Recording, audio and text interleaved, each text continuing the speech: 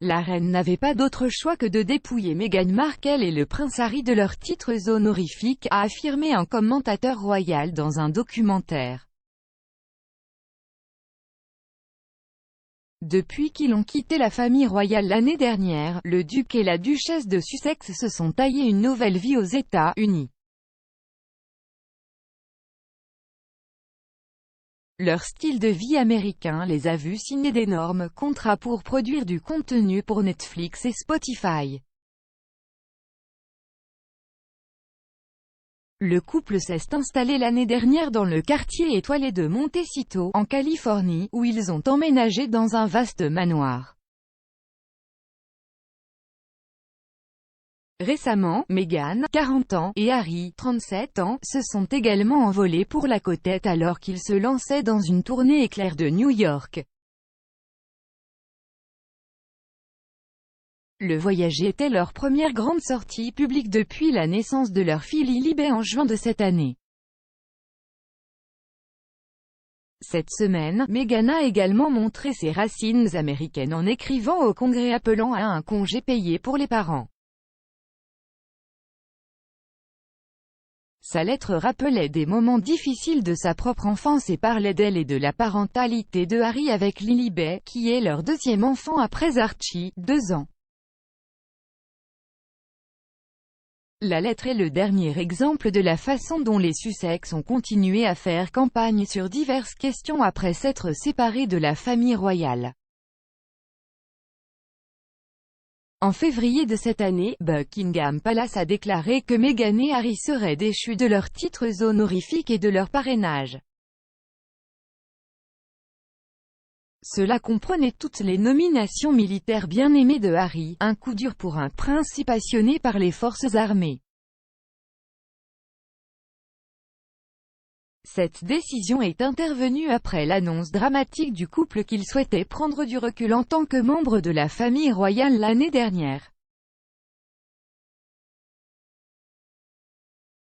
Le commentateur royal Dylan Howard a déclaré que la grand-mère de Harry, la reine, n'avait d'autre choix que de reprendre ses titres et ceux de Meghan. Le journaliste est l'auteur de Royals at War, The Untold Story of Harry and Meghan's Shocking Split with the House of Windsor. Il a parlé du fait que les Sussex ont perdu leur titre dans le documentaire de 2021, Secret of the Royal, The Markles vs. The Monarchy. Il a déclaré « Je pense que Harry voulait que soit dans les deux sens. Il voulait pouvoir vivre une vie libre de toute responsabilité tout en apportant des changements.